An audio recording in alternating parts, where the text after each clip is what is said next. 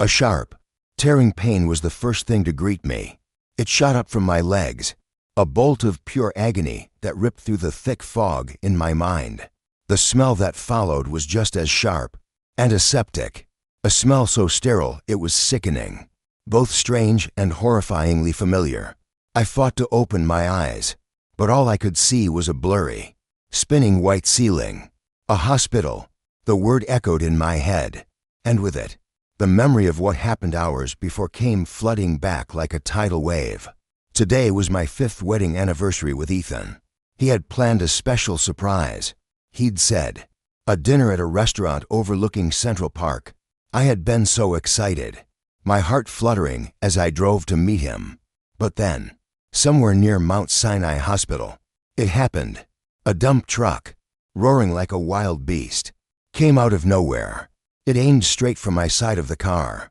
The world flipped upside down in a sickening crash of metal and glass. Before darkness swallowed me whole, I saw the massive, cold wheel of the truck. I saw it roll over my legs. Crimson blood bloomed across the pavement, staining the pure white dress I had chosen so carefully for our special night. Ethan, I thought, my lips barely moving. I mouthed the name of the man I loved more than life itself. Where was he? Did he know what had happened to me? Just then, a doctor's voice drifted through the half-open door of the emergency room. It was filled with awe and admiration. Mr. Sterling, you're a true hero. Your wife was losing blood fast, and with her rare blood type, if you hadn't stepped in to donate immediately, without a moment's hesitation, well, you gave so much you nearly collapsed yourself. You saved her life. Hearing those words, a warmth spread through my cold, fading heart. Of course, I knew it. He loved me too much to ever let anything happen to me. He would risk his own life to save mine. When I woke up, I would thank him. I would tell him how much I loved him. Through the haze of pain, I heard frantic footsteps approaching. Someone was coming. I wanted to open my eyes, to tell him I was okay. But my eyelids were made of lead, and my body was a dead weight. All I could do was lie there and listen. From just outside the door, a familiar, trembling voice spoke. It was David Chen, Ethan's right-hand man. Sir, the doctors say there are still options, treatments we can try. Are you really going to let her live the rest of her life as a cripple? My heart stopped. Let me. No, that couldn't be right. I must have misheard.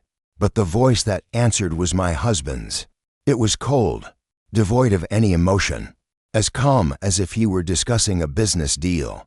I hired someone to do it. David, did you think I wanted her crippled for fun? The words hit me like a physical blow, shattering my consciousness into a million tiny pieces. My entire body turned to stone, the blood in my veins freezing into ice. What did I just hear? Ethan Sterling, my loving husband, the hero who had just saved my life, was the man behind this horrific attack? No, it couldn't be. This wasn't real. I screamed inside my head, trying to deny the cruel reality. But his voice continued, each word a shard of glass stabbing into my bleeding heart. The person I've always loved is Chloe. If my family hadn't been so against it back then, if she hadn't threatened to harm herself, I never would have married Alara. I wouldn't have had to play this disgusting role of the perfect husband for 5 years, especially not with a child involved. In that moment, my world didn't just crack, it imploded. 5 years of marriage, countless nights spent together, all the sweet words, the loving gestures, the promises that felt so eternal. It was all a performance, a carefully crafted play. He had never loved me, not for a single moment. His voice went on, relentless and without mercy. I owe Chloe a proper place by my side, and if I can't give her that yet, I can at least give her a wedding. If Alara found out, she would make a scene. I'd rather have her lying helpless in a hospital bed than have her show up at the ceremony, dragging her broken legs and ruining everything. David fell silent for a moment. When he spoke again, his voice was low, laced with disbelief. Sir, I understand your feelings for Ms. Reed, but Mrs. Sterling doesn't deserve this. She's done nothing wrong. She still doesn't know that the baby who died 5 years ago died at your hands. She doesn't know that the child she's been raising, Leo, is actually your son with Ms. Reed." Before he could finish, Ethan cut him off. His voice was now laced with a chilling impatience, a final, brutal cruelty. "I don't care if that woman is in pain. All I care about is Chloe, Alara's legs. That child, they're worth less to me than a single tear from Chloe's eye." Every syllable from his mouth became a lethal blade, slicing my skin, digging into my soul. Lying there, separated from him by only a thin wall, I could no longer feel the physical pain from my injuries. There was only a bone-deep cold spreading from my heart, paralyzing my entire being. Chloe Reed, the quiet, unassuming woman who had graduated with his family's support, now his most trusted personal secretary. She was the love of his life. Until this moment, Ethan Sterling had been known throughout New York as the most devoted of husbands. He treated me like a precious treasure. Every word, every action, was filled with a tenderness that seemed to come from his very soul. And it was all a lie. This crash was no accident. It was a deliberate act, orchestrated by him. He had hired someone to shatter my legs, just to keep me from appearing at his wedding to another woman. The child I had lovingly raised for 5 years was not my own. And my own child, the one I risked my life to give birth to, had been murdered by his own father moments after he was born. My heart felt like it was being squeezed by an iron fist, crushed until it was nothing but pulp. The bitter taste of blood filled my mouth, and I finally surrendered, sinking completely into an endless, starless darkness. When I opened my eyes again, the first thing I saw was Ethan's handsome face. The tenderness in his expression was now so grotesque, so artificial, it made me want to vomit. He sat by my bedside, holding my hand tightly. His eyes were shadowed with exhaustion, a dark stubble covering his jaw. He looked worn out, but his gaze was filled with what appeared to be love and heartbreak. "Alara," he whispered, his voice hoarse but filled with an overwhelming joy. "You're awake. Are you in pain anywhere?"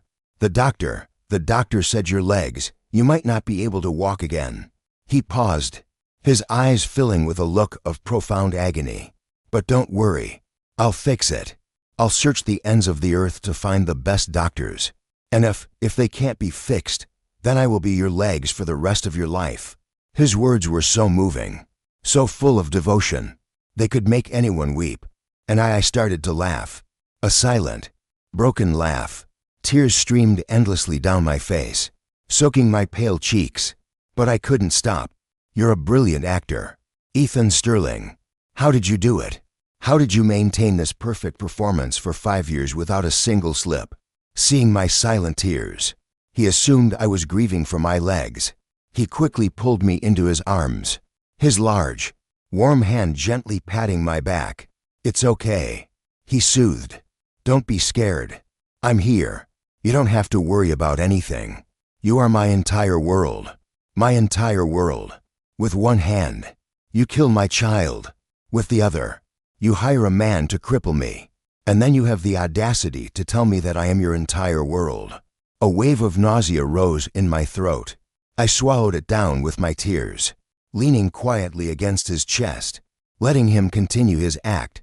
A few moments later, David knocked and entered the room. There was an urgent board meeting that couldn't be postponed. Ethan frowned, pretending he didn't want to leave my side. But eventually, he stood up. He whispered a few more sweet nothings in my ear, promised to be back soon, and then hurried out of the room. Perhaps he was in too much of a rush. He left his phone on the nightstand. My heart began to pound against my ribs. I stared at the familiar device, then reached for it with a trembling hand. In 5 years, I had never once looked through my husband's phone. I trusted him to completely, and he, in turn, never felt the need to set a password in front of me. With a shaky finger, I swiped the screen open, and for the second time in as many hours, my world was utterly obliterated. The phone's wallpaper wasn't our wedding photo. It wasn't a picture of me, or of our son, Leo. It was a picture of him and Chloe Reed, kissing passionately on a yacht against a brilliant sunset. The look in his eyes was so tender it made my stomach churn. It was a look he had never, not once, given me. I suppressed the urge to smash the phone into 1,000 pieces, my hand shaking.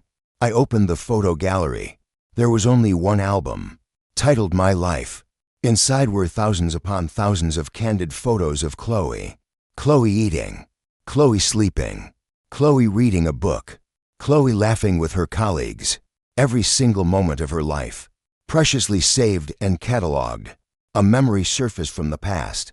I remembered seeing Ethan looking at his phone, his eyes holding that same tender expression, as if he were gazing at a priceless treasure. I had been naive, thinking he was just busy with work. I had teased him, asking, "What's the big secret on your phone? You look like you're staring at a lover." He had just chuckled, tapping the tip of my nose. "I am," he'd said, his voice low and intimate. "My greatest secret is in here. The person I love most in this world."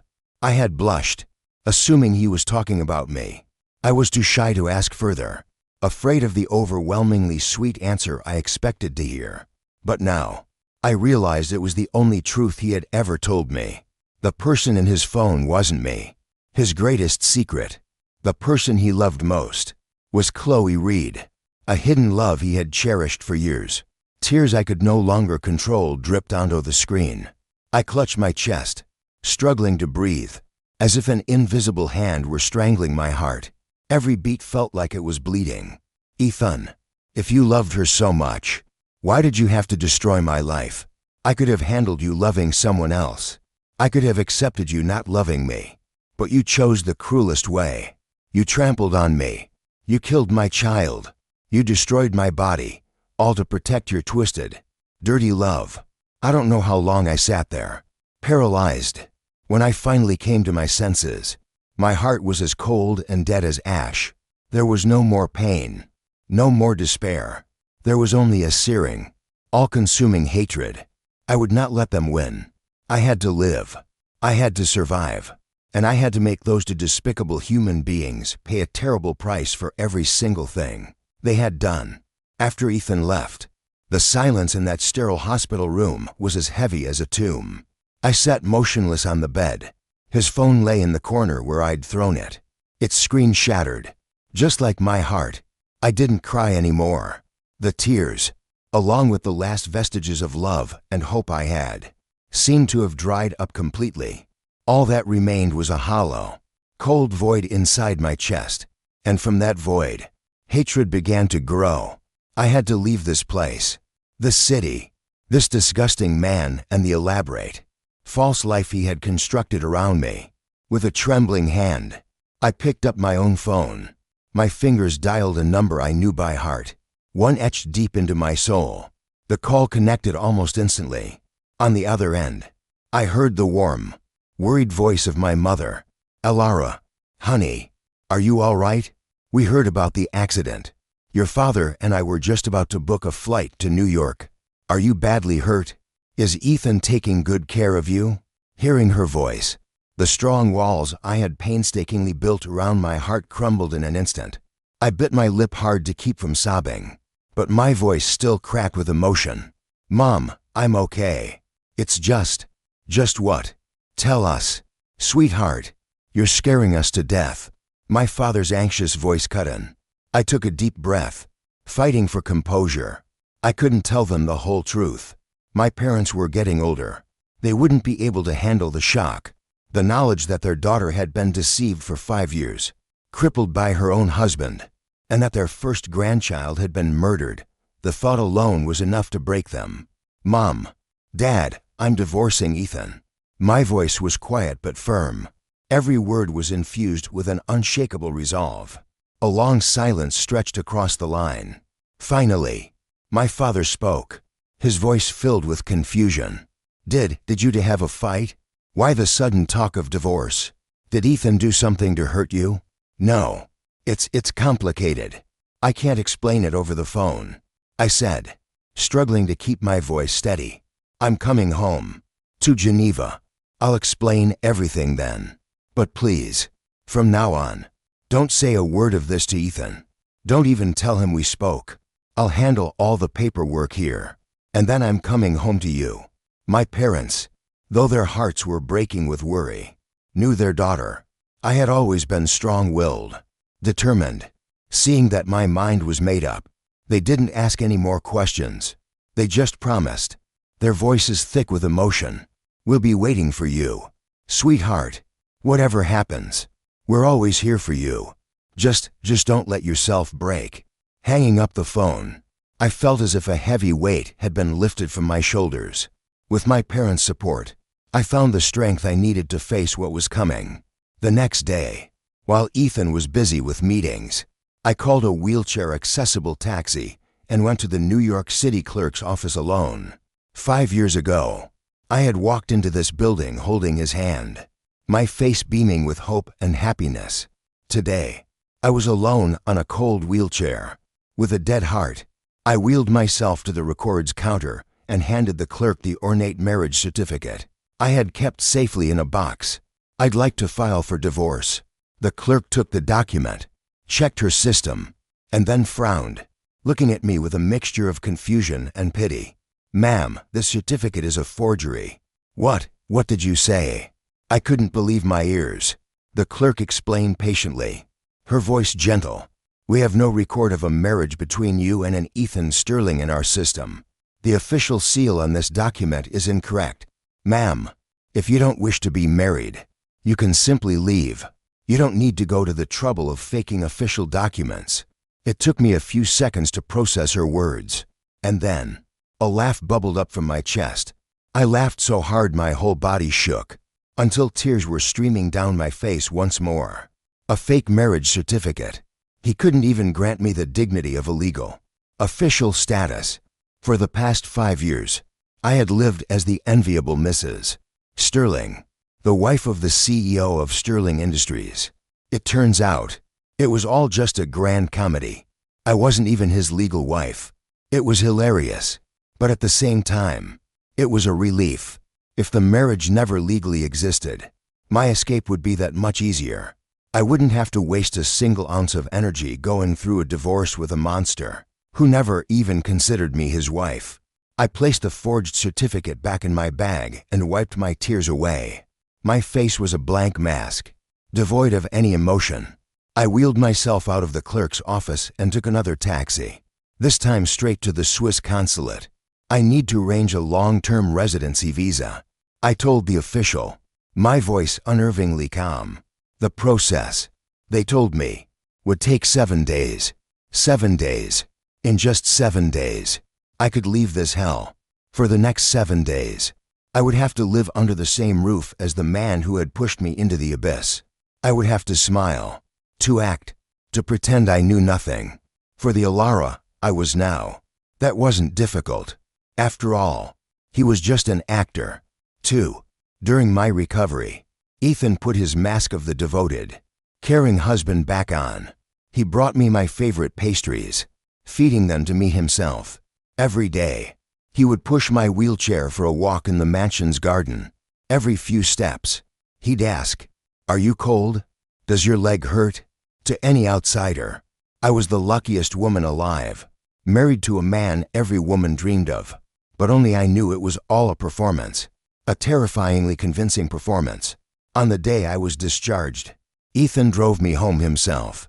As we pulled up to our familiar mansion on the Upper East Side, a small figure darted out before the car door was even fully open. Mommy, you're home." My 5-year-old son, Leo, ran towards me, his face flushed with joy. He threw his arms around me before I was even properly settled in my wheelchair, burying his little head in my lap. "I missed you so much. Mommy, Daddy wouldn't let me visit you at the hospital. Don't be sad. Okay, I'll always be with you. You'll be able to walk again. I promise." Looking at the child before me, hearing his pure, sincere words, my heart felt like it was being torn apart all over again. How I had loved this boy. For 5 years, he had been the center of my world. I watched over his every meal, every night's sleep, every cough. I picked out every pair of tiny shoes, every little shirt. I taught him how to walk, how to say his first words. He was my world, my comfort, my everything. And now, I was being told he wasn't my son. My thoughts drifted to my real child, the one who was strangled to death by his own father before he ever had a chance to see the light of day. A wave of pain and hatred washed over me. Yes, that child was also Ethan's son, but he didn't want him. He only wanted Chloe's child, and to protect his great love, he had murdered his own flesh and blood without a second thought. I looked down at Leo. His eyes were clear and innocent, filled with a pure love and dependence on me. He was not my blood, but I was the one who was there for him every single day. I was the one who cared for him, taught him, and loved him with all my heart. The boy was innocent. He was only 5. He knew nothing.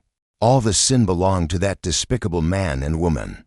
Taking a deep breath to suppress the storm of rage inside me, I bent down and pulled Leo into a tight hug. I didn't say anything. I just let the tears I had held back for so long fall freely onto his soft hair. These tears weren't for my own tragic fate, or for my murdered child. They were also for this innocent boy in my arms. Leo felt me trembling and looked up, his small hands clumsily wiping my tears. "Don't cry, Mommy. When you cry, I get sad too. Is it because your legs hurt? I'll kiss it better. It won't hurt anymore then." He puckered his lips and blew a warm stream of air onto my motionless legs. That innocent gesture was like another knife twisting in my already wounded heart. I closed my eyes and held him tighter, making a silent vow. No matter how much I hated Ethan and Chloe, I would never take it out on this child. He deserved a peaceful life. But who would give me back my peaceful life? Who would give me back the child I had lost? A few days later, Ethan took me and Leo to a major gala for New York's high society. He said it was to lift my spirits, to show everyone that no matter what happened to me, my position as the wife of the Sterling Industries CEO was unshakable. I just nodded silently, a cold smile forming in my heart. He was always so skilled at packaging himself perfectly. Taking his disabled wife out in public would only make his image as a devoted husband shine even brighter. I wore the brilliant sapphire blue evening gown he chose for me, the warm mink shawl he draped over my shoulders. I sat in my wheelchair, quietly watching the city lights blur past the window, a beautiful but soulless doll. The party was held at a 5-star hotel overlooking the Hudson River. Crystal chandeliers, soft music, and lavishly dressed people mingled, their wine glasses clinking. The moment Ethan wheeled me in, all eyes turned to us, looks of pity, admiration, and envy. "Mr.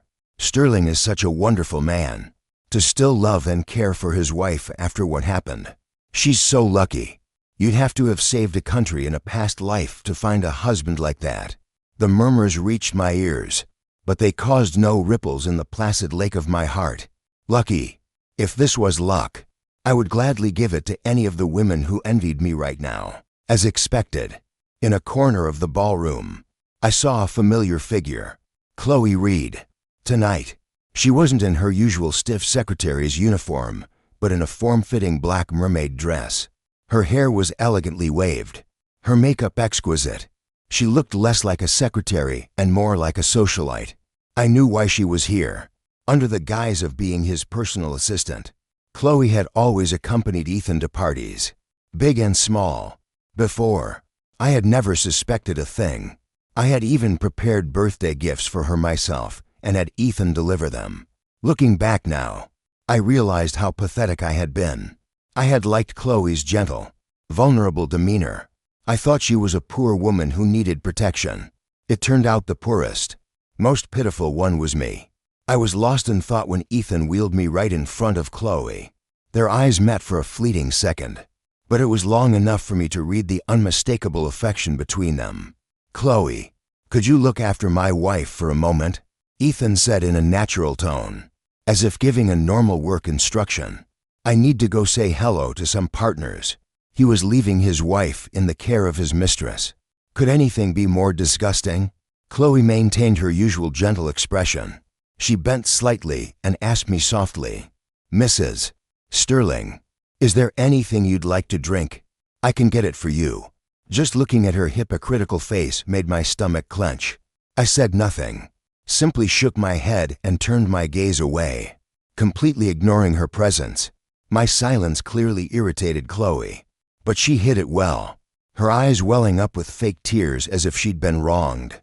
"If there's nothing you need, I'll take my leave," she whispered, turning to walk away.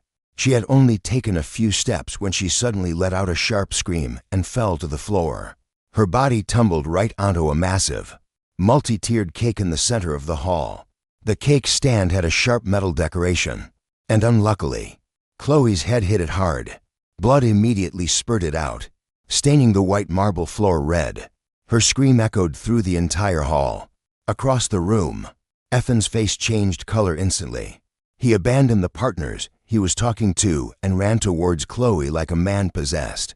His expression of panic and worry was completely unguarded, and his next action shocked everyone present. To get to Chloe faster, he violently shoved my wheelchair out of his way.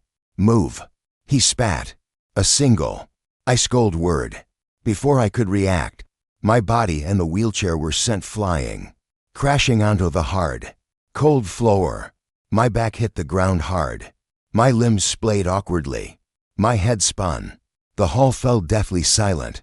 No one dared to help me up. The legal wife had been callously thrown aside by her husband, while the mistress was being treated like a precious treasure.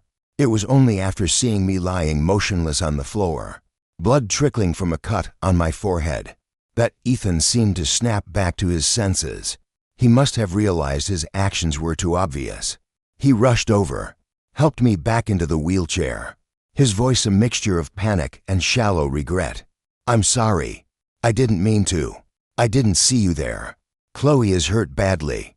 I have to get her to the hospital. Can you and Leo get home on your own?" Before I could answer, he had scooped Chloe into his arms and run out of the ballroom, as if his injured wife didn't even exist.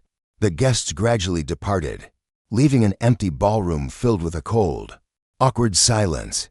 Only Leo and I remained. The little boy stood beside me, carefully holding my cold hand, his small voice a balm on my raw nerves. "Don't be sad, Mommy. Daddy didn't do it on purpose. He was just worried because Aunt Chloe was hurt. I'll take you home." I looked down at the child, his face a mask of concern and sorrow, but my throat felt as if it were being squeezed shut, and I couldn't utter a single word. I simply raised my hand and gently caressed his cheek. The Sterling family driver took us home. The luxurious car glided silently through the night, the air inside as heavy as lead. I leaned my head against the window, my eyes empty as I watched the city pass by. I wasn't sad. I wasn't in pain. My heart had died long ago. We were about halfway home, driving along a deserted stretch of road by the river, when a black, unmarked van suddenly appeared behind us, forcing our car to a stop. Before our driver could react, the van's doors flew open. A blast of cold air rushed in. Before I could even register what was happening, a thick, coarse burlap sack was thrown over my head. My world went black. I was lifted up and thrown into a cramped, foul-smelling space, probably the trunk of another vehicle. I heard Leo scream, but the sound was quickly muffled. I don't know where they took me, or for how long we drove. When everything finally stopped, I was dragged out and thrown onto a cold concrete floor. Before I could even try to understand what was happening, a merciless beating began. Fists and feet rained down on my already weakened body. Steel-toed boots kicked into my ribs, sending waves of bone-shattering pain through me. All I could do was curl into a ball inside the sack, trying to protect my vital organs. I didn't know why this was happening, or what had become of Leo. I clenched my teeth, enduring the assault until consciousness finally slipped away. I don't know how much time passed. When I drifted back to a state of hazy awareness, I heard a familiar voice. It was David Chen, Ethan's assistant. He was on the phone with someone. "Sir, Mrs. Sterling was beaten very badly. She's been unconscious for hours. I understand you wanted to teach her a lesson for what happened to Ms. Reed, but this is enough. I'm afraid she might actually die." My entire body went cold, as if the blood had stopped flowing in my veins. This kidnapping, this brutal beating that had brought me to the brink of death, was orchestrated by Ethan himself. It was all revenge for Chloe's little show at the party. Did he hate me that much? Enough to want me dead? Before I could even process the pain of that cruel truth, another voice echoed in the darkness, young but chillingly cold. "It's not enough. She did that to my mom on purpose. We need to make her suffer more than death." My heart shattered into a million pieces. Inside the suffocating darkness of the sack, my eyes flew open. I couldn't believe what I had just heard. It was Leo's voice, the son I had loved more than life itself, the boy I had nursed through fevers, fed spoonful by spoonful, taught step by step, the child who, just a few hours ago, had held my hand and promised to always be by my side. He knew everything. He knew I wasn't his real mother, and that Chloe was. And he hated me. He hated the woman who had raised him for 5 years enough to want her to suffer a fate worse than death. The beating resumed. This time, it wasn't just the heavy kicks of grown men. I could feel the small, vicious kicks of a child, filled with malice. I bit my lip until I tasted blood, refusing to make a sound. Only tears flowed endlessly, mixing with sweat and blood, soaking the foul-smelling sack. This time, it wasn't from physical pain. It was the pain of a soul that had been completely and utterly destroyed. The last shred of hope I had held on to, a belief in the boy's innocence, in his humanity, had been brutally crushed by the boy himself. This world, for me, was truly hell. When I woke up again, I was back in the familiar bedroom of the Sterling mansion. My entire body ached. The dark bruises and searing pain were proof of the previous night's brutality. As I forced my eyes open, the first thing I saw were the familiar faces by my bed. Ethan and Leo. The father and son were playing their parts perfectly. Seeing that I was awake, Ethan rushed to take my hand, his handsome face a mask of extreme guilt and self-blame. "Elara, you're awake. It's all my fault. If I hadn't left you alone, if I had just taken you home myself, you never would have been kidnapped. Don't worry. I've already had my men find the bastards who did this. I'll make them pay 100, 1,000 times over for the pain they caused you." His words were so sincere that the old Elara would have been moved to tears. She would have believed that he truly loved and cared for her. But the current Elara only felt a deep, churning disgust. Leo, standing beside him, held a bowl of medicine and approached me. The boy's eyes were red and swollen. His voice was soft, but utterly hollow. "Mommy, it's time for your medicine. You have to take it to get better. From now on, I'll protect you. I won't let anyone hurt you ever again. Protect me." I stared silently at the father and son, this perfect portrait of a loving family. In my mind, I could still hear the boy's icy voice screaming, "Kill that woman." My face was a blank canvas. Deep beneath the surface, there was only despair and a silence as profound as death. After losing my legs, after discovering the endless lies and cruel truths, I had lost the will to speak. I just wanted these 7 days to pass quickly. I just wanted my visa to be approved so I could leave this filthy place and return to my parents. I needed to heal my broken heart and the broken legs that were a constant reminder of the man I once married. Ethan didn't notice anything was wrong. He assumed I was depressed from the trauma of the kidnapping and showered me with even more attention, playing the part of the remorseful husband. That day, he had to leave for an urgent matter at the office. Before he left, he instructed the housekeeper to take good care of me. After he was gone, the huge mansion fell silent again. I sat in my wheelchair, my gaze wandering aimlessly. Suddenly, my eyes fixed on a mahogany door at the end of the hallway. It was Ethan's study, a room he always kept locked. It was the only place in this house I had never been allowed to enter. He had always said it contained confidential company documents and was off limits. I had never questioned it.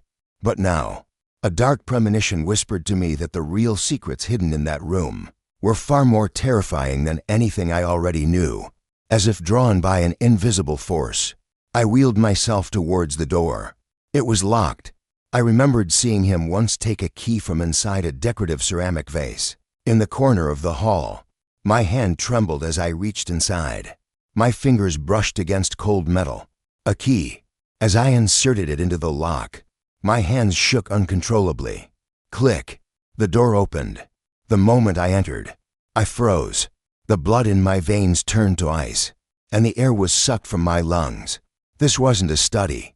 It was a shrine. A museum of love dedicated solely to Chloe Reed. The walls were not adorned with awards or business trophies, but with enlarged, framed photographs of Chloe, from her innocent high school days in a uniform to the mature, seductive woman she was now. Every smile, every frown, every moment of her life was documented. The bookshelves held no business texts, but memorabilia of their relationship, a scarf she had wear upon for him, love letters he had written to her, small gifts they had exchanged on anniversaries. There was even a crystal box, placed in the most prominent position, containing the umbilical cord of the newborn Leo, a place of honor more significant than our own wedding photo had ever occupied. On the mahogany desk lay a black, leather-bound journal. My heart stopped beating. I wheeled myself closer. With a hand that I could no longer control, I opened it to the first page. The familiar, yet ice-cold handwriting was a blade that sliced into my eyes. October 12th. Today, I have to marry a woman I do not love. I know the rest of my life will be submerged in pain and hypocrisy. Chloe, my love, I am so sorry. Please, wait for me. Every entry that followed was another knife, twisting deeper, leaving me with no escape. March 5th. I had to sleep with Alara. It was disgusting. She was so needy, so demanding. I placated her once, but I had to shower 3 times afterward to feel clean. I feel so dirty. June 21st. Alara is pregnant. Her happy smile makes me want to lose my mind. Why? Why couldn't it be Chloe carrying my child? February 14th. Today, with my own hands, I killed Alara's child. The baby looked just like her. Small, pale, and soft. As my hands closed around its neck, I hesitated for a second, but then Chloe started to cry. She said she didn't want me to have a child with another woman. So, I had to sacrifice the baby. I watched it take its last breath in my hands. Now, there are no more obstacles between me and Chloe. By the time I finished reading, I had completely shattered. I wanted to scream. I wanted to howl. I wanted to destroy everything in this room. But my throat was tight, and no sound would come out. My body trembled, and the journal fell from my hands. Its pages splayed open, revealing years of sin. Did he love that woman that much? Enough to destroy his wife, and even send his own child to the grave? All for Chloe. This wasn't a man. He was a monster. I sat motionless in the middle of the room. Silent tears carved long trails down my cheeks. I felt no more pain. My heart had already been ground to dust. For the next few days, I lived like a shadow in my own home.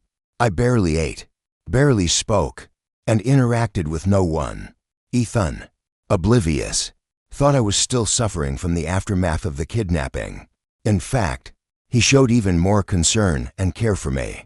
He had no idea that behind my frail body and expressionless face, a fire of vengeance was quietly burning, just waiting for the right moment to consume everything. Today, I told him I wanted to go to St. Patrick's Cathedral to pray for peace. He was too busy to go with me, but he had the driver take me. I wasn't going to pray for my own peace. I was going to light a candle for the soul of my unjustly murdered child. Though he had died nameless, without ever seeing the world, he was still my baby. I just hoped that in the afterlife, he would not be a lonely, wandering soul, and that he could find peace, forgetting the sorrow of being abandoned by his own father. After lighting the candle, I wheeled myself to a quiet corner behind the main hall to pray. But I had only been there for a few moments when I heard familiar footsteps echoing from the entrance. It was Ethan, and with him were Chloe and Leo, a happy family of 3. My heart seized. I quickly hid my wheelchair behind a large statue. In Ethan's hands was a small, ceramic urn. My heart felt like it stopped beating. That was my baby. The 3 of them stopped in front of the altar. Chloe's voice was as light and fragile as the wind, but every word she spoke was like 10,000 needles piercing my ears. Ethan, are you really going to scatter the ashes of Alara's son? He's been appearing in my dreams for days, demanding my life. He was your son. After all, it was because of me that you killed him. It's only natural that he would resent me. Leo, standing beside her, gently tugged on her sleeve and looked up at her with adoring eyes. Mommy, you're too kind. That's why he's bothering you. Daddy is doing the right thing. We should get rid of him completely, so he can never bother you again. Ethan tenderly stroked Chloe's face. His eyes filled with a doting look, as if she were the only treasure in the world. Don't worry. Nothing in this world is more important than you and Leo. After speaking, he turned his head. His gaze was that of a cold-blooded killer. Without a hint of hesitation, he opened the lid of the urn and looked inside, as if he were looking at a pile of garbage, not the remains of his own flesh and blood. The next moment, he raised his hand and poured all the ashes from the urn into a storm drain next to the cathedral. The fine white powder scattered into the air before being swept away by the wind. Chloe let out a visible sigh of relief. Ethan turned back to her, his voice soft again. Now that the ashes are gone, you can finally rest peacefully. Right. The 3 of them held hands and walked away from the cathedral. A perfect, happy family. It was only after their figures had completely disappeared that I emerged from behind the statue. A silent, guttural scream tearing from my throat. As if on cue, the heavens opened up, and a torrential rain began to fall. The ashes that had just been scattered were now soaked by the downpour, mixing with the dirty rainwater and slowly washing towards the drain. I fell from my wheelchair, collapsing onto the cold, wet ground. I clawed frantically at the mud with both hands, trying to gather the white powder that was now indistinguishable from the grime. My baby, my sweet baby, I stared, wide-eyed, as the last remnants of my child were washed away. The helplessness, the inability to protect even a handful of his ashes, was a pain that pierced my chest, drowning me in a flood of despair. I cried and trembled, my hands digging into the mud, my lips muttering the same words over and over. God, please, just leave me a little peace, just a little something so Mommy can remember you. Please. Perhaps even the heavens were moved by my heart-wrenching grief. Amidst the mud and cold rain, my fingers suddenly stopped. They had brushed against something small and hard, a tiny, faintly white fragment of bone. With a trembling hand, I clutched it, holding it to my chest as if it were the most precious life. Baby, it's Mommy. Mommy still has you. I wasn't wailing anymore. The tears just flowed, a quiet river of sorrow from the deepest part of my soul. This was my child, my flesh and blood, my treasure, the life I had once tried to protect with my own. And now, all that was left of him was this tiny, cold piece of bone. I pressed the fragment gently against my chest, the tears flowing like a broken dam. It was a long time before I could finally pull myself up from the ground. I dragged my broken body to find the parish priest, begging him to have the bone fragment ground down and sealed into a small, simple pendant, something I could wear forever. On the way home, the sky was still pouring. I paid no mind to the wind and rain lashing against my face, soaking me to the bone. I wheeled myself home, exhausted and alone. There was no one to help me, no one to greet me.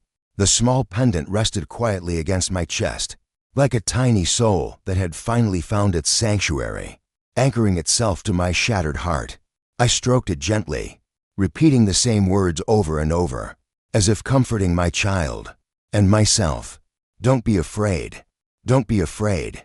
We're together forever now. The day my residency visa was approved was my birthday. To continue his charade and maintain his image as the perfect husband, Ethan threw a lavish party for me at the most luxurious hotel in the city. The guest list was a who's who of New York's elite. Red roses filled the ballroom, and gifts from his business partners were piled high. The evening gown he had custom-made for me was adorned with thousands of shimmering crystals, as if trying to cover the festering wounds within with external splendor. Every guest who arrived gushed with admiration. "Mr. Sterling is the definition of a perfect husband. So romantic. I'm so jealous. It's true. A childhood sweetheart. From a perfectly matched family. And still so in love after all these years. It's like a fairy tale." One woman even approached me, her face glowing with flattery. "Mrs. Sterling, you are truly blessed. It's so clear how much Mr. Sterling loves you. We all envy you." I sat in my wheelchair, listening quietly to their words, a faint, empty smile on my lips. It was a smile that didn't reach my eyes, which were once as clear as an autumn lake, but were now cloudy and still. "Sincerity," I whispered, my voice as light as a feather, yet it made the woman flinch. "It's such a precious thing. That's why anyone who betrays it deserves to swallow 1,000 needles and die 1,000 deaths." As I spoke, the air around us seemed to freeze. My serious expression and cold gaze made the atmosphere heavy and unnerving. Beside me, Ethan and Leo both flinched, their faces momentarily paling. They glanced at each other, a flicker of anxiety in their eyes, as if they feared I knew everything. It was time for the main event, blowing out the candles and making a wish. People gathered around me in the center of the stage. The happy birthday song rang out, followed by a chorus of congratulations. "Make a wish. Mrs. Sterling, make a wish." Ethan gently tucked a stray strand of hair behind my ear. He knelt beside my wheelchair, his voice soft and seemingly sincere. "Make a wish, Alara." I looked at the expectant faces surrounding me, then slowly clasped my hands together and closed my eyes. A moment later, I opened them and spoke in a clear voice. "My first wish is for my legs to heal quickly. My second wish is for my future life to be joyful and free. And my third wish is for the people I don't want to see to disappear from my world forever." A thunderous applause erupted from below the stage. No one found anything strange in my wishes. Only Ethan and Leah had a slight change in their expressions. For the first time in years, my birthday wishes did not include them. Every year before, I had wished for Leo to grow up healthy, for Ethan's business to prosper. But this year, all my wishes were for myself. The father and son, feeling a prickle of unease, quickly came forward. "Alara, I know I've been busy with that big project lately and haven't been paying enough attention to you. I know you're upset. As soon as this is over, I'll spend all my time with you. Don't be sad," Ethan said, taking my hand, his voice full of apology. Leo quickly added, his eyes shining with a practiced charm, "Mommy, I've had so much homework since starting kindergarten. I haven't had time to play with you. Please don't be mad at me and Daddy, okay?" I looked down at the two of them, at their wavering gazes. I said nothing. Busy. Yes, they had been very busy. Busy hiring someone to run me over. Busy kidnapping and beating me. And probably busy planning another wedding. Just then, Chloe arrived late, a beautifully wrapped gift box in her hands. She approached, her voice as sweet as honey. "Mrs. Sterling, I'm so sorry I'm late. I've been so busy planning my wedding with my fiancé. Please forgive me." I raised the corner of my lips, my gaze as placid as a dead lake. "A fiancé? Ms. Reed, this is the first I'm hearing of it." Chloe blushed slightly, pretending to be shy as she answered in a low voice. "We've been together for a long time. We just decided to keep it private." My fingers unconsciously tightened on the armrest of my wheelchair, my nails digging into the leather. After a moment, I slowly nodded. "Congratulations. When is the wedding?" Chloe smiled triumphantly. "Next week." Before I could react, Ethan cut in. It's time for the fireworks. Alara, let me take you outside." Couples had already claimed the best spots to watch the display, believing the old superstition that a kiss under the fireworks would bind them together forever. But I was wheeled to the front lawn and left alone in my cold wheelchair amidst the crowd. As the new year of my life was about to begin, Ethan was nowhere to be found. I knew where he had gone. I wheeled myself to the quiet garden at the back of the hotel, and there, as expected, in a secluded corner, I saw Ethan and Chloe, wrapped in each other's arms, kissing passionately under the brilliant fireworks. The sparkling lights in the sky illuminated the secret lovers, and the happy face of Leo, who was clapping and cheering for them. A perfect, warm little family. I was the only one missing. I sat in the darkness, watching them. My heart no longer ached. It had rotted away long ago, leaving only a cold, empty space. I quietly turned my wheelchair and left my own birthday party. I left this final act of the play. Tonight, I would leave that house. I would leave this city. My escape plan was now in motion. 1 week later, at a historic private estate on the outskirts of the city, a secret but extremely lavish wedding was taking place. The guest list was small, consisting only of Ethan's closest confidence people who would never breathe a word to the outside world. Ethan stood at the altar, adjusting his bow tie. He watched the guests laughing and toasting, but a strange sense of unease crept into his heart. This feeling had been haunting him for a week, ever since my birthday. When he had returned that night, I was gone. The housekeeper said I was tired and had gone to bed early. He had dismissed it as me being upset about the party. But for the next few days, I had remained withdrawn and quiet, and the look in my eyes when I saw him was terrifyingly empty. He told himself he was just nervous about finally marrying the woman he loved. Still, he couldn't resist calling David Chen. "Go to the mansion and check on Alara. And remember, she's not to find out about my wedding today. If she knows, she'll definitely come and make a scene." Understood. Only after hanging up did he feel a sense of relief, returning to his role as the smiling groom. The ceremony began. Chloe, in a pure white wedding gown, walked slowly down the aisle like a princess. In front of her, dressed in a tiny tuxedo, was Leo, the ring bearer, a sweet smile on his face.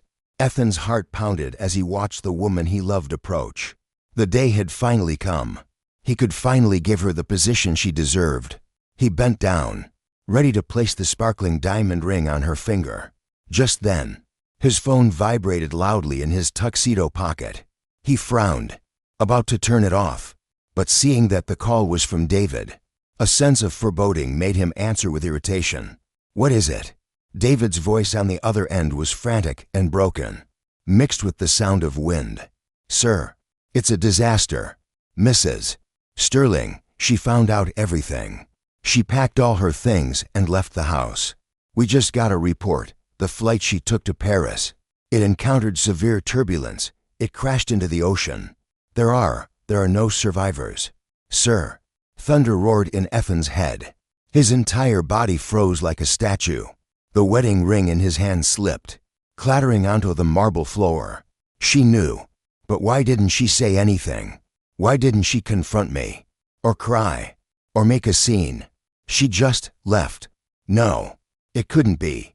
The thought repeated in his mind, but his assistant's voice was as cold and final as a death sentence. "Flight AF-275 has been declared lost at sea. Rescue authorities say the chance of survival is 0. Seeing him standing frozen in the middle of the ceremony, Chloe hurried over. "Ethan, what's wrong?" she whispered, holding out her hand, waiting for the ring. But Ethan couldn't move. He no longer saw the beautiful bride in front of him. All he could see was Alara on their wedding day. Her hand held out just like this, her eyes full of love and anticipation. The only difference was that back then, his mind had been filled only with Chloe. Why am I thinking of her now, at the happiest moment of my life? "Ethan," Chloe urged, shaking his arm. He snapped back to reality. He looked at his bride, then stared into the empty space beyond her. He gritted his teeth and uttered a single sentence that stunned everyone. "I'm sorry. Some things happened to Alara. The wedding, we'll talk about it later." Without another word of explanation, he turned and strode out of the ceremony, leaving behind a stunned bride and dozens of bewildered guests. He drove like a madman back to the mansion on the Upper East Side and ran upstairs, desperately searching for any trace of me. But the house was empty and cold. My closet was bare. All my documents, my valuables, even every gift he had ever given me, were gone without a trace. She had really left, and she would never come back. He sank to the floor, a strange, hollow ache in his chest, as if a part of him had been carved out. Why? Why does it hurt? Didn't I always want her to disappear? Now my wish has come true, so why does my chest feel so tight, so hard to breathe? Meanwhile, thousands of miles away from New York, another plane landed safely at Geneva Airport in Switzerland. A woman in simple clothes, a wide-brimmed hat obscuring most of her face, wheeled herself out of the arrivals gate. My parents were waiting for me. The moment they saw me, they rushed over, pulling me into a tearful embrace. "Honey, you're finally here." I smiled, a true, relieved smile after days of living in hell. "Yes, Mom, Dad, I'm home." They took me to the best private clinic in Geneva. After a thorough examination, the doctor told me there was still hope for my legs. With consistent treatment, I could stand again. I could walk, just like before. That night, lying in a hospital bed in a foreign country, I looked out the window at the sparkling lights of the city. 3 years. The doctor said it would take at least 3 years for a full recovery. 3 years. Ethan, let them all think I'm dead. In 3 years, when I return, I will collect everything you owe me, with interest. This game isn't over yet. 3 years. It's not a long time, but it's long enough to change everything. Long enough for a person to die and be reborn. Long enough for cold ashes to be reignited into a blazing fire. 3 years later, New York City, at the city's most glamorous convention center, a grand business gala was being held to welcome the return of Julian Croft, the highly respected chairman of the European-based Croft Enterprises. His return was rumored to be for a major expansion into the American market, capturing the attention of the entire New York business world. In a corner of the ballroom, Ethan Sterling took a cool sip of red wine. He scanned the laughing, chattering crowd with an indifferent gaze. In 3 years, he had become even more formidable, his power more absolute. Under his leadership, Sterling Industries had grown, and his position in the business world was unshakable. The tragic death of his wife 3 years ago, far from being a stain on his reputation, had been spun into a tale of tragic love, reinforcing his image as a deep, devoted man. He was still the golden bachelor in the eyes of countless women, the model husband mourning his lost love. Behind him, Chloe Reed, dressed in a sensual evening gown, whispered, "Ethan, I heard the Crofts brought their beloved daughter back with them this time. Rumor has it she's a great beauty, as talented as she is stunning." Ethan didn't respond. There was no flicker of interest on his face. He was only here to pay his respects to a potential business partner. To him, one woman was the same as another. No one could ever replace. He stopped the thought before it could fully form. After a few rounds of drinks, the lively chatter in the hall suddenly died down. The lights dimmed, leaving a single spotlight on the center of the stage. A man in a dapper suit walked up. It was Julian Croft. He took the microphone, a charming smile on his face.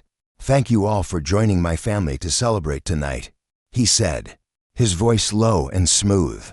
"Besides announcing Croft Enterprises' investment plans, I also want to introduce someone very important to me."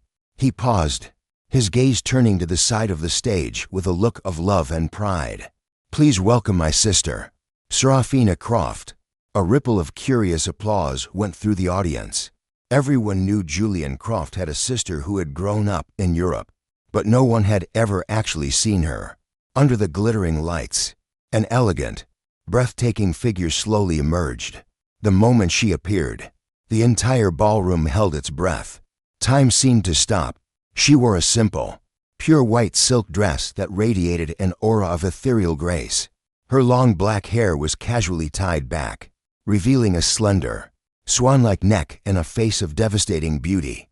Her eyes were as clear and serene as an autumn lake, yet held an unreadable depth. A delicate nose, cherry-red lips curved into a faint smile that was both cool and captivating. She wasn't Alara. Alara had a gentle, submissive beauty, but this woman, every gesture, every glance, exuded a confidence, a pride, a regal quality that made it impossible to look her directly in the eye. But that face, the glass in Ethan's hand trembled slightly, spilling red wine onto the back of his hand. He stood there, stunned, his eyes wide with disbelief. It was so similar, so painfully, breathtakingly similar that his heart felt like it was being squeezed, his breath catching in his throat. On stage, Julian continued affectionately, "My sister studied art and dance in Paris. She will now perform the opening dance for you all as a gesture of welcome." He stepped back gracefully, leaving the entire stage to her. The music began, a melody that was both sorrowful and filled with a powerful strength. Serafina began to move. She was barefoot, her feet gliding across the stage as if she were walking on water. Every movement was fluid and graceful, yet there was a surprising strength in every turn, every extension of her arms. Her dance was not just a series of technical movements. It was telling a story, the story of a phoenix, consumed by fire, who, after enduring unimaginable pain, rises from the ashes, more glorious and powerful than ever before. The entire audience was silent, completely captivated by her performance. Ethan was already on his feet, like a man in a trance. He pushed through the crowd, walking towards the stage, his eyes never leaving the woman in white for a second. No, it can't be. How could Alara dance? Her legs were destroyed for life. She could never perform a dance this mesmerizing. Besides, she's dead. I confirmed the news myself. As the dance ended, Serafina stood in the center of the stage, the spotlight making her shine like a goddess. A thunderous applause erupted. Her cool, indifferent gaze swept over the crowd, not lingering on anyone for more than a moment. But Ethan could have sworn that for a split second, her eyes met his, and in that brief glance, there was a flash of bone-chilling hatred. No, I must have imagined it. He had to get closer. He had to see for himself. He had to confirm who this woman was. Ethan was no longer aware of anything around him. He brushed past Chloe, who tried to stop him, and pushed through the crowd of well-wishers surrounding the stage, his gaze fixed on that proud, white silhouette. He had to ask. Serafina had just finished her performance and was accepting a glass of champagne from her brother, Julian. She smiled elegantly, responding politely to the compliments from the guests around her. Her demeanor was friendly, yet created an invisible distance, preventing anyone from getting too close. But Ethan was different. Without any warning, he strode onto the stage and grabbed her slender wrist. "Alara," he breathed, his voice hoarse, trembling with a mixture of confusion and a wild, desperate hope. "It is you, isn't it? You're not dead. You're alive, right?" His sudden action froze everyone. The music and chatter stopped. All eyes turned to the center of the commotion. Serafina paused. She slowly turned her head, a flicker of surprise in her eyes that quickly turned into a cold, uncomprehending stare. She looked down at the large hand gripping her wrist with an expression of undisguised disgust. "Sir," she said, her voice like silver bells, but as cold as ice, "I think you have mistaken me for someone else. And would you please let go of my hand? You're hurting me." She wasn't flustered. She didn't scream. Her unnerving composure only confused Ethan more. "I couldn't be mistaken. That face, those eyes, Alara. I know it's you. Stop playing games."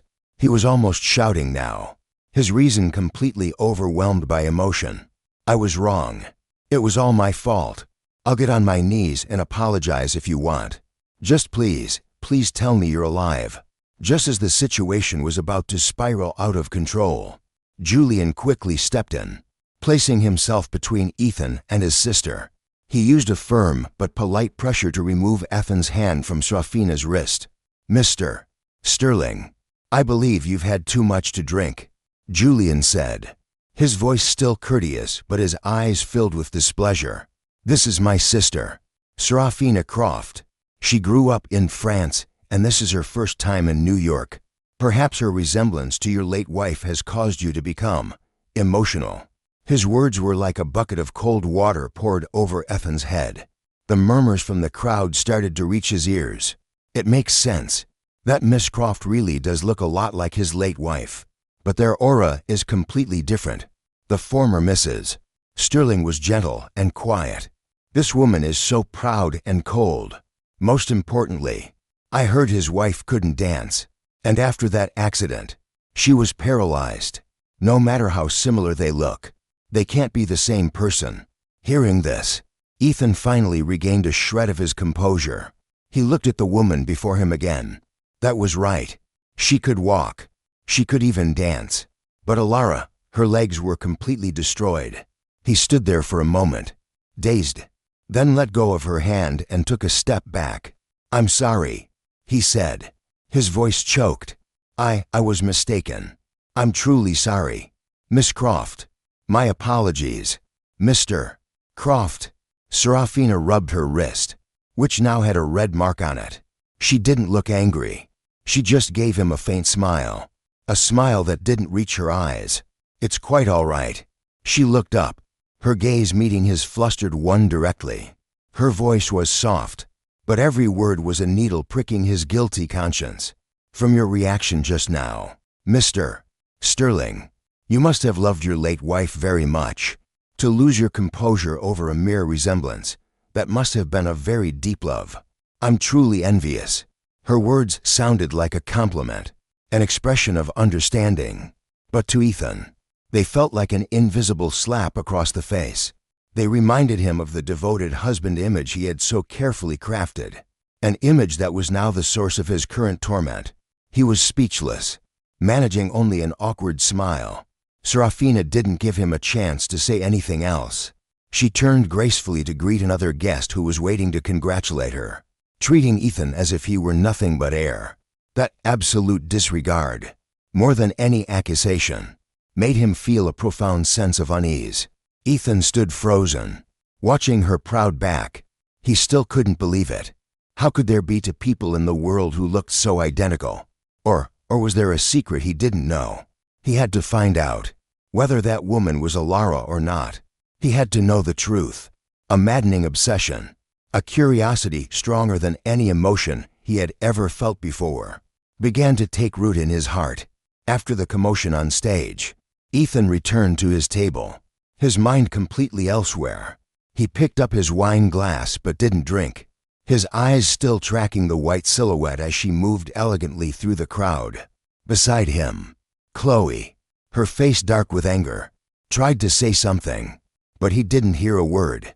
His mind was consumed by a single question: who is she? He watched as Serafina politely declined several invitations to dance, and then slipped out onto a balcony, alone, for some fresh air. This was his chance. Without a second thought, he set down his glass, ignoring the questioning looks from Chloe and those around him. He followed her. The hotel garden was designed in a European style, quiet and romantic. Under the soft moonlight, Serafina stood leaning against the railing, her long hair gently blowing in the wind. Her silhouette was both lonely and proud. The faint scent of night-blooming jasmine in the air added to her mysterious aura. Ethan approached, trying to calm his breathing and his racing heart. "Miss Croft," he began, trying to keep his voice from trembling. "Once again, I want to sincerely apologize for my rudeness on stage earlier." Serafina turned slowly. In the moonlight, her face looked even more ethereal, almost unreal. She didn't seem surprised to see him, offering only a distant smile. "Mr. Sterling, you don't need to dwell on it. I understand. The world is full of resemblances." She paused, her deep eyes looking directly into his. "Your late wife must have been a very special person to you." Her gentle words were like a key, unlocking a door to emotions he had kept sealed away for 3 years. He felt an unexpected lump form in his throat. "She was my childhood sweetheart. We grew up together," he murmured, his voice thick with a complex mix of emotions. "Childhood sweethearts. How enviable," Serafina said, nodding with understanding. "To make a successful and rational man like you lose control in public. She must have been no ordinary woman. I'm sure she was very gentle and loved you very much." Ethan was silent. Gentle. Alara was indeed gentle, almost to a fault. But did he ever truly understand her? Why? In her final days, did her eyes look so empty, so distant when she looked at him? Seeing his silence, Serafina's voice became as light as the wind. "Sometimes, the gentlest women are the ones who carry the most secrets. They choose to bear everything alone because they don't want to burden others. Perhaps you didn't know everything about your wife, Mr. Sterling." Her words were like a needle, piercing the deepest part of his heart. It was true. He had never made an effort to truly understand Alara. He had always imposed his own narrative on her, viewing her existence as a tiresome act. He had never once wondered what emotions lay behind her silence. Why would you say that?" he asked, looking up at her in surprise. Serafina shrugged, leaning against the railing in a languid, captivating pose. "It's just a guess. I studied art. Artists tend to be quite sensitive to the emotions of others." She looked up at the starry sky. "In Paris, I met many people, each with their own story. Some were sweet, but many were filled with tragedy and regret. The most terrifying thing in the world isn't failing to get what you want. It's getting it, not cherishing it, and only realizing its value after you've lost it." Her words, though not mentioning him directly, felt as if they were telling his story. Ethan felt as if this woman could see right through him. The feeling was both frightening and intoxicatingly attractive. If the physical resemblance had caught his attention, it was the depth, the intelligence, and the mystery of her soul that truly captivated him. She was nothing like the fragile Alara, and nothing like the jealous, demanding Chloe. She was a whole new world he was desperate to explore. "Miss Croft, you are a truly remarkable woman," he breathed, the words escaping him unconsciously. Serafina turned to him and smiled faintly. "You flatter me, Mr. Sterling. I'm just an ordinary person who enjoys painting and dancing." She straightened up, tidying her hair. "It's getting late. I should get back to my brother. It was a pleasure talking with you. I hope we can meet again." With that, she gave a slight nod and turned gracefully to leave, giving him no chance to say more. Ethan stood alone in the garden, watching her silhouette disappear behind a hedge. Her fresh, subtle perfume still lingered in the air, stirring his heart. He felt a strange sense of loss, a regret that their conversation had ended so soon. He had to see her again, at any cost. The obsession named Serafina Croft had officially taken root in his soul. Ethan left the party in a daze, the entire drive back to his cold mansion. His mind was filled with images of Serafina, her captivating dance, her cool gaze, her enigmatic smile, and her profound words. Everything about her was a puzzle that he felt compelled to solve. He arrived home without even realizing it. Stepping through the door, he handed his coat to the housekeeper and loosened his tie. The massive house was strangely quiet. "Is Leo asleep?" he asked. "Yes, sir. He's in bed. But, Ms. Reed is waiting for you in the living room." Ethan frowned slightly. He had forgotten about her. After he had abandoned her at the party to speak with Serafina, Chloe had stormed off in a rage. He had assumed she'd gone back to her own apartment. He walked into the living room and, just as the housekeeper said, found Chloe sitting on the Italian leather sofa. Her arms were crossed, her face as dark as a storm cloud. The moment she saw him, she stood up, her voice dripping with sarcasm. "So, you're finally back. I guess you lost track of time, having such a wonderful reunion with an old acquaintance." Ethan was tired. his mind still captivated by another woman's image. And he was in no mood to argue. "Don't be ridiculous. She's Julian Croft's sister. I was just being polite." "Polite?" Chloe scoffed. She walked right up to him and deliberately sniffed the collar of his shirt. "Polite conversation leaves a woman's perfume all over you? Don't lie to me." "Ethan." Serafina's scent was subtle and fresh, like rain on new leaves. But a jealous woman's sense of smell is sharper than any hound's. Her action repulsed him. He took a step back, his voice impatient. "Chloe, stop it. You never used to be like this. Why have you become so jealous? So controlling, so unreasonable?" The word unreasonable was a knife to Chloe's heart. She had waited nearly 10 years for a proper title, and she was still just a nameless mistress. The resentment she had suppressed for so long finally erupted. "Unreasonable!" She shrieked, her eyes red-rimmed. "Who do you think made me this way? Do you have any idea how long I've waited for you? Do you remember what you promised me? You said that once that damned Alara was gone, you would give me my rightful place. She's been dead for 3 years. And what have you done? Now you meet a woman who looks just like her, and your heart wavers instantly. Ethan, are you even human?" She sobbed, pounding on his chest, her composure completely gone. In the past, whenever she cried, he would feel a pang of guilt and pull her into a comforting embrace. But today, watching her cry and scream, all he felt was irritation and exhaustion. Unconsciously, the image of Serafina floated into his mind. Why is the difference between them so vast? One is as serene and elegant as a swan, the other as loud and shrewish as a fishwife. The comparison drained the last of his patience. He grabbed her wrists and pushed her away forcefully. "I'm tired. I don't want to talk about this anymore. Go home." With that, he turned and walked upstairs without a backward glance.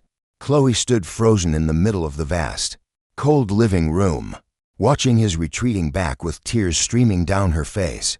She could feel that something had changed. Ethan was no longer the same man. The appearance of Serafina, that woman with Alara's face, was a real threat. It had created the first deep crack in their relationship, and she knew, if she didn't do something, that crack would soon shatter everything. For weeks, after being relentlessly rejected, Ethan was on the verge of madness. He had tried everything, from the most extravagant gifts to the most heartfelt promises. But Serafina remained cold and distant. The pride of a man who had always gotten what he wanted was severely wounded, but it only fueled his obsession with her. Just as he was about to fall into despair, she suddenly agreed to see him. She chose a quiet bar named Whisper, tucked away in a narrow alley in an old French concession district. Its dim lighting and private booths made it the perfect place for a secret conversation. Ethan arrived with his heart pounding, a mix of nervousness and hope. He saw her already seated in a corner booth, a blue-tinged cocktail in her hand. Tonight, she wore a wine-red silk dress. The deep crimson contrasted with her pale skin, creating a fatally alluring charm. "You came," he said, his voice filled with an undisguised joy as he slid into the seat opposite her. "I was afraid you might tear down the Croft estate if I didn't," she replied with a half-joking smile. He laughed awkwardly. "I wouldn't dare. I genuinely wanted to see you." That night, she didn't refuse the drinks he offered. He ordered round after round of strong liquor, as if trying to drown his inhibitions and pour out his heart. She just sat there quietly, occasionally taking a sip of her cocktail, listening. In the dim light, her eyes were hazy and unreadable. As the alcohol took hold, eroding his reason, he looked at her, his voice hoarse with pain. "Serafina, do you know? Every time I look at you, I can't help but think of her." Serafina set down her glass, her hand trembling slightly. She looked up, her eyes glistening as if with unshed tears. "Ethan, I don't know if I can trust you. The memory of your late wife, it's too big of a shadow. For you, and for me." Her fragile, vulnerable appearance made his heart melt. He quickly reached across the table and took her hand. "No, Serafina, what I feel for her is guilt and regret. What I feel for you is love. They're completely different." Guilt. She whispered back. Did you do something to wrong her? I heard you were childhood sweethearts, deeply in love. Her death in that accident was a tragedy of fate. Why would you feel guilty? Her innocent question was like a needle probing the still bleeding wound in his soul. He downed his glass and poured himself another. The alcohol, combined with years of repressed guilt, was becoming unbearable. He had to confess. He had to tell someone everything. And this woman before him, the woman with the face of the one he had betrayed, seemed like the perfect audience. It wasn't an accident. He mumbled, his eyes bloodshot. It wasn't an accident. Serafina leaned forward slightly, her voice as gentle as a lullaby. Ethan, what happened? You can tell me. I won't tell anyone. I want to understand your past so we can move towards a future together. Her words were a sweet poison, dismantling his last line of defense. He began to talk. He told her how he had never loved Alara, how their marriage was a sham, how he had loved Chloe with all his heart. And then, he finally confessed the ultimate sin. The accident, I arranged it. He buried his face in his hands, his body tense. I swear, I never meant for her to die. I just wanted her injured, so she couldn't come to my wedding with Chloe. I wanted to give Chloe her rightful place. I owed her so much. Serafina was silent. Beneath the table, her hands were clenched into tight fists. In her purse, a small, sophisticated recording device was silently capturing his every word. Seeing that she said nothing, he grew more anxious. He feared her silence. He wanted her to know everything, and he wanted her to forgive him. Serafina, please, don't be so quiet. I know I'm a monster, but I regret it. I truly do. I dream of her every night. I see the disappointment in her eyes. And the child. Serafina's voice trembled, a perfectly feigned tremor. I heard there was a lost child between you. Did she suffer an accident because of the pain from that? The question was the final hammer blow that shattered Ethan's sanity. He broke down, sobbing like a child, the tears of a monster. The baby, he choked, unable to form the words. I did it myself. I was crazy back then. Chloe wouldn't stop crying. She said she couldn't bear for me to have a child with another woman. I was possessed. The moment the baby was born, I killed him. He slumped over the table, his broad shoulders shaking violently. He had said it all. The darkest, most sinful secret of his life, something he had never dared to tell a soul, was now laid bare before the woman he believed he loved. I regret it so much. Serafina, I would give anything to go back in time. I would never have done it. I would have been good to her and to my child. Serafina quietly reached into her purse and pressed the stop button on the recorder. The confession was perfect. She looked at the broken man before her. There wasn't a shred of pity in her heart, only a profound, icy contempt. Ethan looked up, his tear-streaked eyes pleading with her. Serafina, I've told you everything. Now you know the real me. Can you forgive me? Please, don't leave me. He waited for a comforting embrace, for words of forgiveness. But he was wrong. In the face of Ethan's desperate pleas, Serafina remained utterly unmoved. The pained, sympathetic expression she had worn all night slowly vanished. In its place was a sharp, cutting contempt, an undisguised hatred, and an icy indifference. She slowly stood up, looking down at the broken man at her feet. Forgive you? Her voice was no longer soft. It was as cold and hard as steel. Ethan, do you even hear yourself? He looked up, dazed, unable to comprehend the sudden shift in her demeanor. Serafina, what's wrong? What's wrong? She scoffed. I think that's my line. You don't love me. You have never, not for one moment, loved Serafina Croft. She leaned down, her face close to his ear, her words a devil's curse. You've only ever loved the shadow of Alara Vance that you see in me. You chased me. You said you loved me, all because you wanted to atone for your sins against her. You wanted to save your own filthy soul. Am I right? Ethan froze, his body rigid, Her words were a scalpel that cut through his carefully constructed facade, laying bare his deepest motivations. "And your love?" She straightened up, her eyes filled with scorn. "It's dirty. And it's cheap. I don't want it." She pulled a wad of cash from her purse and threw it on the table. "Tonight's drinks are on me. I don't want to owe anything to a man who could kill his own child." Her every word was a slap across his face. He was stunned, confused, his mind a fog of alcohol and shock. All he could process was that this woman was leaving him. "No, Serafina, don't go." As she turned to walk away, he stumbled to his feet and followed her. "It's not true. I love you. You're not a substitute. Please, believe me." But Serafina paid him no mind.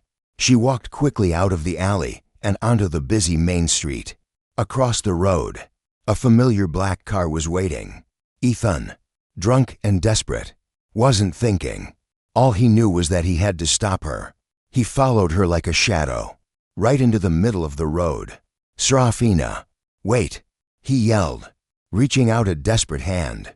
At that exact moment, a screech of tires tore through the night. A red sports car was speeding towards them. The sound of the brakes was deafening, followed by a horrific, sickening crunch of metal against flesh. Ethan's body was thrown into the air before crashing violently onto the cold asphalt. His body was twisted at an unnatural angle, blood pooling around him, staining the road crimson. Both of his legs were mangled beneath the car's wheels, crushed beyond recognition. It was a strange, perfect coincidence, perfect karma. As his consciousness faded into darkness, Ethan thought he saw Alara's face, floating before him. She looked as gentle as ever, but the way she looked at him was cold and distant. He tried to blink, to see more clearly, but her image vanished into thin air. Across the street, Serafina had stopped. She turned her head and calmly watched the gruesome scene unfold. There was no emotion on her face, not a flicker of pity. He had taken her legs, her child, her entire life. Now, fate had returned the favor. To live in a state worse than death, that was the most fitting punishment for him. She didn't watch for another second. She turned, opened the door of the waiting car, and calmly got inside. The car pulled away silently, blending into the flow of New York traffic. It left behind only the sound of approaching sirens, and a sinner in a pool of his own blood, just beginning to taste the hell of his own making. On a stark white bed in the intensive care unit, Ethan Sterling slowly opened his eyes. His entire body felt like it had been run over by 1,000 cars. But that wasn't the most terrifying sensation. The most terrifying thing was the cold, hollow numbness from his waist down. He could no longer feel his legs. An older doctor with a neutral expression walked in, flipping through a chart in his hands. "Mr. Sterling, you're awake." "My legs," Ethan rasped. "Why can't I feel my legs?" An unseen terror began to grip him. The doctor adjusted his glasses, his voice brutally calm. "I'm very sorry, Mr. Sterling. The impact caused catastrophic damage to your spinal cord. We did everything we could. But you will never walk again. Never walk again." The words were a death sentence. He would spend the rest of his life in a wheelchair. The powerful CEO, the man who had always taken pride in his strength and appearance, was now a cripple. Karma. It was perfect, sickening karma. He had once ruthlessly destroyed Alara's legs. Now, he was being forced to experience a fate worse than death himself. He started to laugh, a wild, desperate sound that echoed through the private room. But his hell was only just beginning. Before the physical shock could even set in, an even more devastating blow landed. The large television mounted on the wall suddenly switched to a special news bulletin. A beautiful anchorwoman appeared, her voice grave. "We have breaking news that is sending shockwaves through New York City. This morning, an anonymous source leaked a recording to all major news outlets and the NYPD.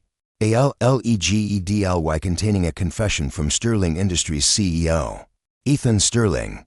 In the recording, Mr.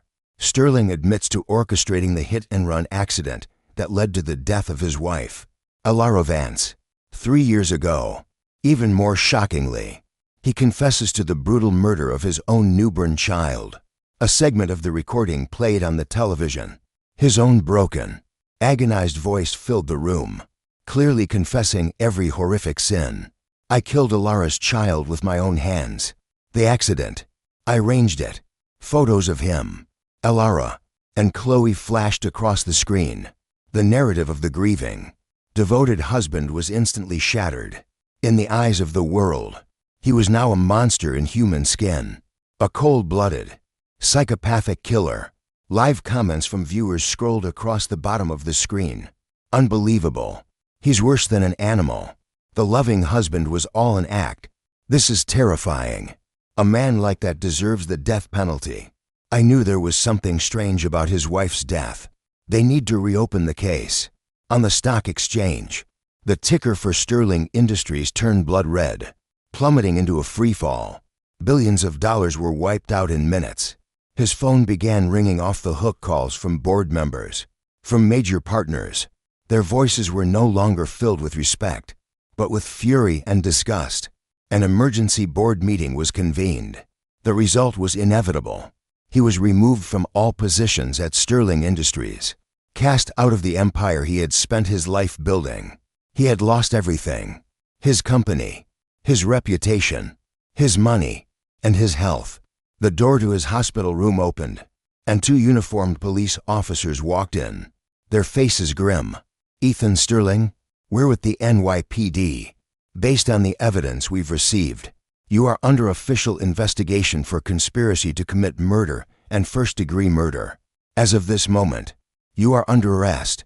Given your medical condition, you will remain in custody here at the hospital, under our guard. Ethan sat up in bed, staring blankly at the 2 officers. He looked down at his motionless legs, and then he started laughing again, a sound that grew louder and more unhinged, mixed with the choking sound of tears. He had lost.